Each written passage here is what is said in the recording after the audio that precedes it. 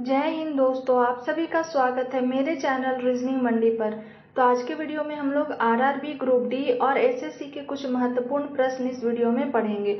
इस वीडियो में आपके जितने भी क्वेश्चन दिए गए हैं वो 5 और 6 जून के जो पेपर हुए हैं आरआरबी के, उसके एनालिसिस पर ही बनाए गए हैं। तो प्लीज़ आप लोग वीडियो को कंटिन्यू देखें और वीडियो आपको कैसा लगा कॉमेंट बॉक्स में ज़रूर बताएं। तो चलिए शुरू करते हैं आज का पहला प्रश्न। पहला प्रश्न है आज का, विकल्पों में से वह संख्या चुनें जो तीसरे शब्दों से उसी तरह से संबंधित है जैसे दूसरी संख्या पहले से संबंधित है। तो सबसे पहले प्रश्न में देखिए, प्रश्न में क्या दिया गया है कि क्रिकेट जो है, क्रिकेट का आपका नंबर कितना दिया गया है, 11 है। तो आपको कबड्डी को बताना है। तो हम लोग जानते हैं कि क्रिकेट में नंबर ऑफ प्लेयर्स जो होते हैं, ठीक है, नंबर ऑफ प्लेयर्स कितने होते हैं, 11 होते हैं। तो आपको मालूम होना चाहिए कि कबड्डी में नंबर्स ऑफ प्लेयर कितने होंगे। तो कबड्डी में नंबर्स ऑफ प्लेयर होते हैं 7। इसका राइट आंसर 7 हो जाएगा। 7 देखिए ऑप्शन डी में दिया गया, तो राइट आंसर इसका ऑप्शन डी हो जाएगा। चलिए अगला प्रश्न देखते हैं। अगला प्रश्न है, निम्नलिखित वर्गों में सही वेन आरेख ज्ञात कीजिए। क्या है, मेढक है, सांप है और मछली है। तो सबसे पहले अगर हम देखते हैं, मेढक दिया गया, ठीक है, तो मेढक का इस तरीके से कुछ डायग्राम को बनाते हैं। उसके बाद आपका सांप दिया गया। सांप जो है, मेढक और सांप का आपस में कोई भी रिलेशन नहीं है, तो इसलिए इसका जो वेन डायग्राम बनेगा वो एक दूसरे को ओवरलैप नहीं करेंगे, ये बिल्कुल ही अलग आपका बनेगा। तीसरा है मछली। मछली का भी इससे कोई भी रिलेशन हमें समझ में नहीं आ रहा है, तो ये तीनों का जो वेन डायग्राम है वो बिल्कुल एक दूसरे से डिफरेंस ये बनेगा, यानी कि कोई किसी को ओवरलैप नहीं करेगा।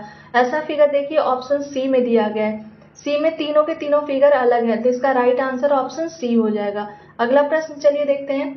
अगला प्रश्न है, उस विकल्प का चयन करें जो तीसरे पद से उसी प्रकार से संबंधित है जिस प्रकार दूसरा पद पहले पद से संबंधित है।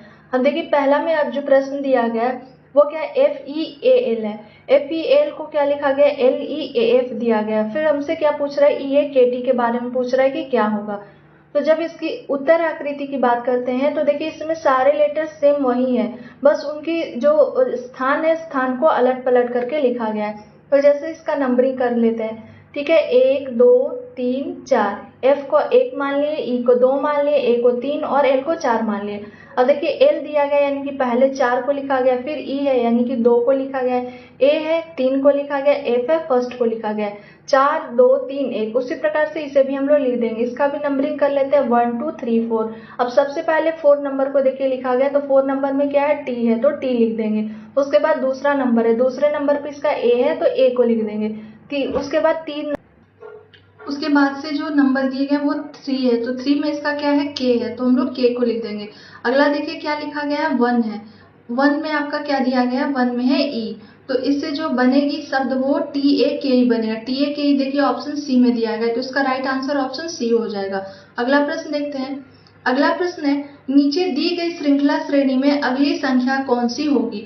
तो सबसे पहले हम श्रृंखला के पैटर्न को समझेंगे कि आपका कौन सा पैटर्न को ये फॉलो कर रहा है। तो देखिए आपका ऑप्शन में कौन कौन सा दिया गया है, 4 है, 16 है, ठीक है। 16 को फिर क्या लिखा गया है, 64। 64 को क्या लिखा गया है, 256। उसके बाद 256 के बाद नेक्स्ट नंबर क्या होगा ये हम लोगों को बताना है। तो जब हम इस प्रश्न को देख रहे हैं तो इंटू 4 हो रहा है, ठीक है, सारे पैटर्न में इंटू 4 इंटू 4 इंटू 4 हो रहा है। 4 को जब 4 से मल्टीप्लाई करेंगे तो 16 मिलेगा, 16 इंटू 4 करेंगे तो 64 आएगा, 64 इंटू 4 करेंगे तो क्या आ जाएगा, 256 आ जाएगा। तो उसी प्रकार से हम लोग 256 में 4 को मल्टीप्लाई करते हैं, तो जब मल्टीप्लाई करेंगे तो क्या आ जाएगा, तो इकाई के स्थान पे देखिए 6 गुने 4 यानी कि आपका जब भी आएगा तो 4 आएगा। तो जब ऐसे प्रश्न दिए हुए रहते हैं तो सबसे पहले हम लोग ऑप्शन को देखते हैं। अब देखिए किसी की इकाई के स्थान पर 4 नहीं है, सिर्फ और सिर्फ ऑप्शन बी में है, तो आगे हमें इसको गुना करने की जरूरत ही नहीं है। इसका राइट आंसर क्या हो जाएगा, 1024। आगे इसको मल्टीप्लाई करने की जरूरत तब पड़ती जब किसी के इकाई के स्थान पे और भी आपका 4 होता, लेकिन ऑप्शन ए में इकाई के स्थान पे 9 है, सी में आपका 6 है और डी में 5 है। 4 वाला सिर्फ और सिर्फ एक ही ऑप्शन आपके दिए गए हैं। अगला प्रश्न देखते हैं। अगला प्रश्न है, दिए गए शब्द को दाहिनी ओर रखा जाए तो दर्पण प्रतिबिंब होगा। क्या पूछ रहा है कि दर्पण प्रतिबिंब क्या होगा, यानी कि इस प्रकार से जब इसे हम लोग देखेंगे तो वो कैसा दिखेगा। तो कई बार एग्जाम में ये कंफ्यूजन होता है कि सी है तो इस जगह पे सी को हम लोग लिखेंगे, लेकिन ऐसा नहीं है। ये जो लास्ट की संख्या है वही उसकी पहली संख्या रहेगी, तो पहली संख्या लास्ट की संख्या इसकी क्या है, आर है। तो आर को जब हम लोग मिरर में देखेंगे तो किस प्रकार से नजर आएगा, तो ये कुछ देखिए इसकी आकृति कुछ इस तरह की बनेगी, ठीक है, आर की। अब सबसे पहले ऑप्शन की अगर हम बात करते हैं तो ऑप्शन में पहले में सी दिया गया, तो ए तो होगा नहीं। ऑप्शन देखिए डी है, D same to same R जैसा है वैसे ही आर को लिख दिया है, तो डी तो बिल्कुल भी नहीं होगा। अब बचे हमारे ऑप्शन दो, ऑप्शन बी और ऑप्शन सी बचा। तो अगर हम लोग इसको आर की बात करते हैं तो देखिए सी जो है वो उल्टा करके लिखा गया है, तो सी भी आपका नहीं होगा। बी जो है वही सेम इस प्रकार से लिखा गया है, तो राइट आंसर इसका ऑप्शन बी हो जाएगा। ज्यादा चेक करने की आवश्यकता ही नहीं है, ऑप्शन को देखे ऑप्शन में आर जो है वो ठीक उसी प्रकार से सिर्फ और सिर्फ ऑप्शन बी में है, तो हम लोग बी को टिक कर देंगे। अगला प्रश्न चलिए देखते हैं। अगला प्रश्न है, दिए गए चित्र का अध्ययन करें और बताइए कौन सा इंजीनियर लेखक और नर्तक दोनों है। ठीक है, अब ऑप्शन में देखिए क्या दिया गया है, क्वेश्चन है कि इंजीनियर, ठीक है, इंजीनियर कौन से हैं, तो इंजीनियर ये वाला फिगर आपका दिया गया, ये है क्या इंजीनियर। ठीक है, जो कह रहा है कि लेखक और नर्तक दोनों है, तो लेखक का आपका क्या है, तो लेखक का है वृत्त सर्किल। ठीक है, और नर्तक का क्या है, तो वो आपके दिए गए हैं आयत रेक्टेंगल। ठीक है, अब कह रहा है कि ऐसा इंजीनियर, यानी कि ये इस पर सिर्फ इसी में होना चाहिए। ठीक है, इंजीनियर वाले में, तो इंजीनियर में जी है, एफ है, ई है, सी है, बस इतने को देखेंगे। ए डी बी तो कभी होगा नहीं, क्योंकि ये जो है वो आपके ट्रायंगल के बाहर है, ए भी नहीं होगा, डी भी नहीं होगा, बी भी नहीं होगा, क्योंकि ये सारे के सारे ट्रायंगल में नहीं है। अब ऐसा आपको ऑप्शन बताएं, देखिए जी की अगर हम लोग बात करते हैं तो जी जो है वो सिर्फ और सिर्फ इसी में है, इसमें सर्किल में है, और ये जो है आयत में नहीं है, तो जी भी ऑप्शन आपका नहीं होगा। ई की बात करें तो ई जो है वो किस में है, आयत में, सर्किल में नहीं है, तो ई भी ऑप्शन नहीं होगा। एफ की बात करें तो एफ सिर्फ और सिर्फ ट्रायंगल में है, तो ये भी नहीं होगा। ऑप्शन सी देखिए, सी जो है वो तीनों में कॉमन है, देखिए ये इंजीनियर भी है, ठीक है, उसके बाद ये सर्किल में भी आ रहा है और ये आयत में भी आ रहा है, यानी कि सी ही सिर्फ एक ऐसा ऑप्शन है हमारा जो तीनों में कॉमन है। और प्रश्न में वही पूछ रहा है कि कितने ऐसे कौन से इंजीनियर है जो लेखक भी है और नर्तक भी है, तो ऑप्शन सी इसका करेक्ट हो जाएगा। देखिए सी जो है ऑप्शन डी में दिया गया है, तो ऑप्शन डी इसका राइट हो जाएगा। अगला प्रश्न देखते हैं। अगला प्रश्न है, देखिए प्रश्न की आकृति को समझेंगे पहले और उत्तर की आकृति को देखेंगे कि कौन सा इसमें होगा। तो अगर ए ऑप्शन की बात करते हैं तो ऑप्शन ए में देखिए क्या दिया गया है, एक जो फिगर है वो फुल कलर्ड है। ठीक है, उसके बाद जो है उसमें एक जो है उसमें आपके लाइन को खींचे गए हैं, तो पहले जो फिगर यहाँ था वो फिर घूम के कहाँ गया, तो इस प्रकार से घूम रहा है। ठीक है, ऐसे ये क्या हो रहा है, मूव हो रहा है। उसके बाद देखिए ये इस तरीके से, यानी कि ऐसे ये फिगर जो है वो आपका मूव हो रहा है, क्लॉकवाइज और एंटी क्लॉकवाइज होते हैं। तो देखिए इसमें तो ये फिगर अभी जब ऊपर है तो अभी ये क्या हो जाएगा, नीचे हो जाएगा।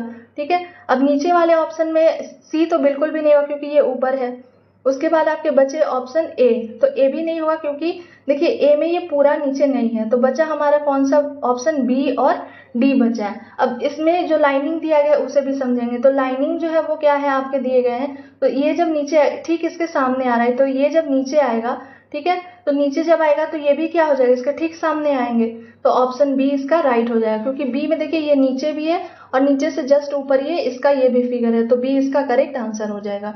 अगला प्रश्न देखते हैं। अगला प्रश्न है, निश्चित कूट भाषा में ब्रेन को क्या लिखा गया है, तो IYIZRM लिखा गया। ठीक है, कोच को क्या लिखा गया, XLZXS लिखा गया है, तो उसी कूट भाषा में एंट्री को क्या लिखा, किस प्रकार से लिखा जाएगा, तो बी को देखिए, बी का यहाँ जो है वो आपका कूट क्या दिया गया है, वाई दिया गया है। आर का जो कूट है वो क्या दिया गया है, आई दिया गया है। ए का कूट क्या है, जेड है। आई का कूट क्या है, आर है। और एन का कूट क्या दिया गया है, एम। तो जब कोडिंग डिकोडिंग हम लोग पढ़ते हैं तो A B C D E, ठीक है, इसका अपोजिट क्या होते जाता है, Z Y X W V, ये इसके अपोजिट होते जाते हैं। और इसमें देखिए बी का अपोजिट वाई दिया गया है, आर का अपोजिट क्या होता है, यानी एक दूसरे के अपोजिट को लिखा गया है। सी का अपोजिट एक्स होता है तो देखिए एक्स लिखा गया है। ओ का अपोजिट एल होता है तो एल लिखा है। ए का अपोजिट जेड होता है तो जेड लिखा गया है। सी का अपोजिट एक्स होता है तो ये भी है। तो हमें किसका लिखना है, एंट्री का लिखना है, ENTRY। ठीक है, ई का अपोजिट क्या होता है, वी, देखिए यहाँ लिखा गया वी। एन का अपोजिट क्या हो जाता है, एम हो जाता है। टी का अपोजिट क्या होता है, जी होता है।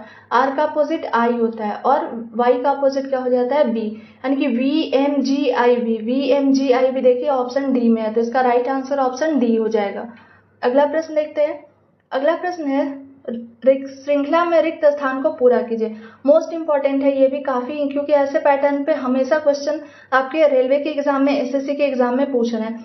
तो देखिए ZXC है, ठीक है, ZXC के बाद देखिए यहाँ क्या है, तो सी है, वी बी देखिए सब में कॉमन है, ठीक है, वी बी यहाँ है, वी बी यहाँ भी है, तो वी बी ये इस जगह पे हम लोग किसको कर देंगे, वी बी, ठीक है, जेड एक्स सी बी, उसके बाद फिर से जेड आ गया यहाँ देखिए, यानी कि इस तरीके से यहाँ से वो बन रहा है, कितने 3 2 5 का लेटर बन रहा है। तो पहले वाले में हम लोग किसको फुलफिल किए हैं, वी को किए। अब देखिए वी बी इसमें भी है, Z X C B B, ठीक है। अब x के बाद देखिए इस जगह पे c है और x के जगह पे इस जगह पे क्या है, e है, तो e हमारा फिक्स है, लेकिन a b c d इस फॉर्म में ये बढ़ते जा रहे हैं, तो z के बाद यहाँ क्या कर देंगे, x कर देंगे, z x ये भी आपका फिक्स है, तो दूसरा लेटर हम लोग क्या भरे, x। अब c है, तो c के बाद देखिए इस जगह पे अगर हम लोग d को करेंगे तभी तो इस जगह पे e आया है, यानी कि ये एक बढ़ते जा रहा है, तो दूसरे में हम लोग क्या कर देंगे, d को भर देंगे, तो v x d हो गया। अब देखिए z x D V B ये भी हो गया। अब z यहाँ हो जाएगा क्योंकि z x बन रहा है, तो z x ई वी हो गया ये भी, ठीक है, v यहाँ है और ये b हमारा फिक्स है, ठीक है, v भी सारे में फिक्स है, तो b ये कर देंगे, ये भी हो गया। z x C B B, z x c के बाद क्या हो गया, d, तो z x d v b हो गया, z x d के बाद क्या आएगा, e, ये देखिए इस जगह पे दिया गया है z x e v b हो गया। अब इस जगह पे क्या करेंगे, x को कर देंगे, x है और c ये तो आपका फिक्स है, ये क्या हो जाएगा, जेड एक्स सी, ठीक है, तो इस जगह पे x कर देंगे और जो नेक्स्ट नंबर आएगा आपका क्या है, e है, तो e के बाद यहाँ क्या हो जाएगा, f हो जाएगा, ठीक है। तो हम लोग देखेंगे कि किस ऑप्शन में आपका दिया गया है, V X D Z B X F, इस किस ऑप्शन में हमारे दिए गए हैं। तो ऑप्शन ए और बी तो बिल्कुल भी नहीं होगा क्योंकि इसकी शुरुआत किससे की गई, यू से। अब लास्ट वाले में जी है तो ये भी नहीं होगा। ऑप्शन डी को देखिए, V X D Z B X F, यानी कि ये जो ऑप्शन है V X D Z B X F, ये जो है राइट आंसर इसका ऑप्शन डी हो जाएगा। बस एक एक को क्या कर रहा है, बढ़ाते जा रहा है, तो इसे ध्यानपूर्वक पैटर्न को पहले समझेंगे और उसी तरीके से हम लोग इसमें फुलफिल करते रहेंगे। तो ये आपके कुछ इंपॉर्टेंट रीजनिंग के क्वेश्चन थे। आई होप आपको वीडियो पसंद आया होगा। अगर मेरा वीडियो पसंद आया तो एक लाइक शेयर एंड सब्सक्राइब जरूर करें ताकि आने वाले वीडियो का नोटिफिकेशन आपके नंबर पर आ सके। Thank you for watching my video.